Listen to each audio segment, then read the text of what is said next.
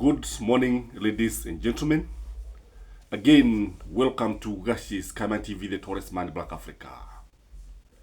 Rais William Samoei Ruto anazidi kuozewa na kidagaa. Rais William Samoei Ruto anazidi kuozewa na kila kitu. Miti yote inazidi kutereza. William Samoei Ruto is not yet out of the storm. If you look at what is happening to William Samoei Ruto today, you don't know whether to sympathize with him. You don't know what to say. But we cannot run away from the fact that William Samoei Ruto is badly cornered, is badly shaken. Ametigika kabisa kabisa. I'm not sure whether he's still on top of the sycamore tree. Sijui kama yu juu ya mkuyu au ameshuka. Najua Waswahili wanasema kupanda mchogoma, kushuka ndio goma. Kila kitu sasa kimekuwa ni kitu ambacho kinaonekana kimetereza au hakishikiki. Ladies and gentlemen, why am I saying this?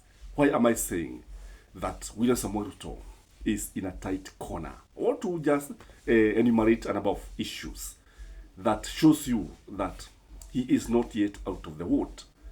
Number one, yesterday, William Samoei Ruto suffered a major blow when Raila Odinga beat a hasty retreat after realizing that there was a huge backlash, that nobody was supporting his dialogue.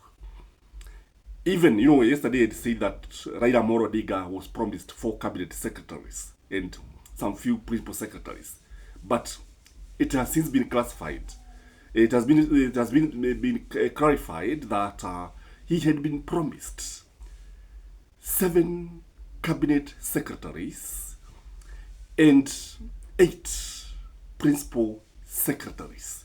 But even after this, Raila had to beat a hasty retreat and even tweeted and declared to the world that amesikia kilio cha Wakenya, amesikia maoni ya vijana.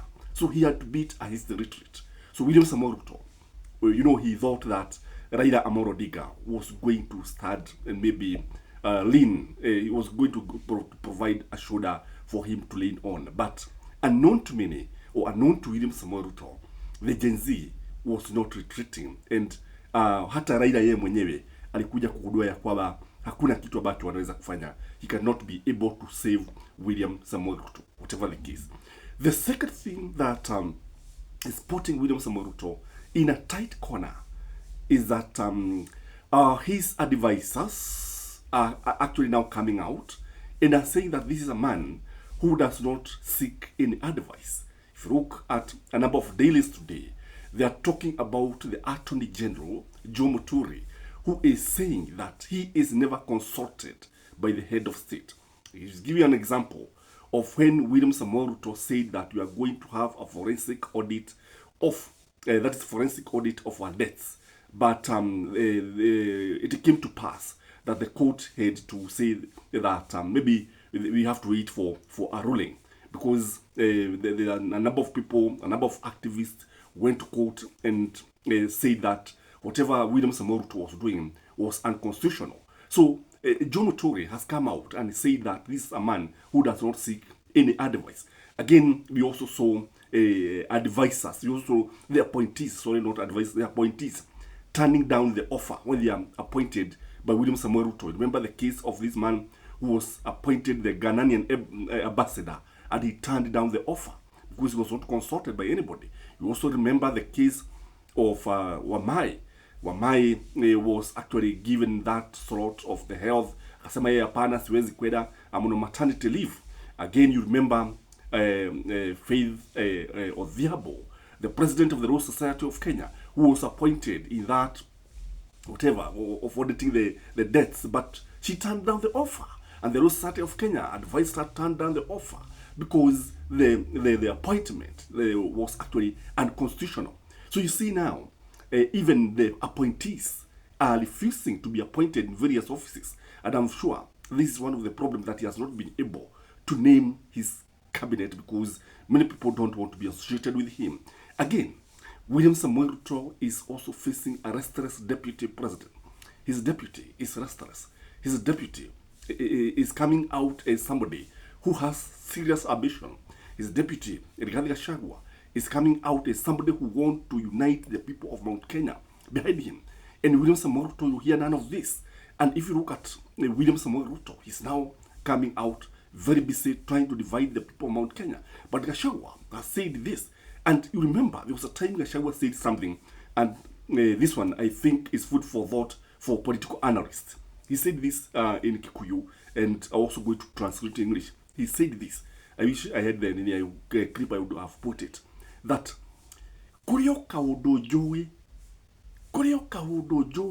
that there is something I know. There is something I know. So what is this something that Gachagua know? And he said this before the Gen Z came. So when you look at the deputy is also now being accused of actually exposing classified information. And anytime, as I said in my latest video, we are likely to see Gachagua facing the axe through impeachment. And I know William Samoei Ruto knows that in case he drops Gachagua, UDA is going to suffer a lot. There will be casualties all over because you cannot ignore Rigathi Gachagua. And when you look at now also the people of the mountain, you see William Samoei Ruto came to Parliament, went to State House, courtesy of the people of Mount Kenya. Without this group, there's no way that William Samoei Ruto could have won the election. So when you look at him, he is in a tight corner. When you look at what is happening to him, you see somebody who is actually out-tweeted, or unaona kwamba kama ninavyosema Miti yote kweli kabisa imetereza, kwa sababu tunaweza kusema kwamba labda tunaweza kusema kwamba kifo cha nyani kimefika. Again, if you look at what is happening in the social media, you realize that the Gen Z are not yet done with William Samoei Ruto. They are not relenting. They are not about to give in. And they are saying no retreat, no surrender. And that is why, if you look at it, they are saying that Tuesday, 16th, will be the mother of all demonstrations. They are saying that they are going to occupy everywhere. For more August, this is a strike. For more August, this is something that is going to bring a lot of confusion in William Samoei Ruto's government. When you look at it, they are not giving in. They have refused to go for dialogue. And they are saying they want actions. They don't want a dialogue. So you see, William Samoei Ruto is helpless. Look like he's helpless. Because if they are saying they are tribalists, they are leaderless, and they just want actions, they don't want to talk, then you see why I'm saying that Miti yote imetereza. Again, if you look at the church today, the church is coming out very, very strongly, and it's not giving William Samoei Ruto's supporters. They call them politicians. Politicians are not even, these days, are not allowed in the pulpit. The only person I saw talking in church and people seem to have no issues with him is Kimani Omatagi, the Kiambu governor. And Kiambu governor is actually rated highly in Kiambu. I'm coming to give a critical analysis about him because it is coming to pass that this is one person who is getting high rating. I have also noted that the Auditor General has said that he is among the few state officers who actually have not been traveling. And most of the travel have been actually local tours and travel. So he's getting a high rating. And when you listen even to the people on the ground, they seem to have a liking for their governor. Again, when you look at now the Auditor General is also reviewing everything. For instance, he's telling us that Gachagua and William Samoei Ruto, when it comes to tendering, the people who win tenders in their offices, the people are not known. According to the law, the people who win tenders are supposed to be published, and everybody is supposed to know who won this tender, who lost this tender, and so on and so forth. But now, The Auditor General is saying it very clearly that these two offices have been hiding the people who win these tenders. This one tells you that the two offices they are a hotbed of corruption. Corruption. They are riddled with corruption. So when you look at it, Miti, Yote, Yaterereza, I don't know what William Samoei Ruto need to do. I don't know. But if I were William Samoei Ruto, I would bite the bullet and resign. I would go, like Gen Z is saying. But I would say something.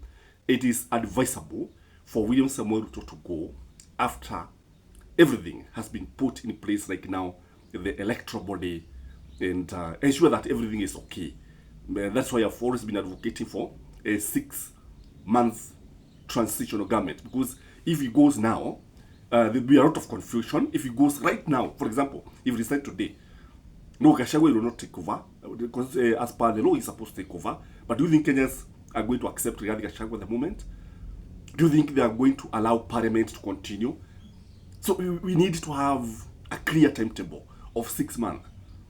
So whatever the case, we need to know that William Samoei Ruto, there's no way he is going to survive the remaining term, because if you look at it, the Gen Z are going to give him a hell of time. If you look at even the people who are working in government, especially those who are very close to him, you see that they are not satisfied. You see, there are so many issues that will make the government crumble. Guys, I don't know what you say about this, but please, I'll ask you one thing. Don't leave here without liking the video. Please, please, please. That's the only way you support this channel. Liking, commenting, sharing, and any other way that you can support this channel. Have a blessed day. Till next time. Bye-bye.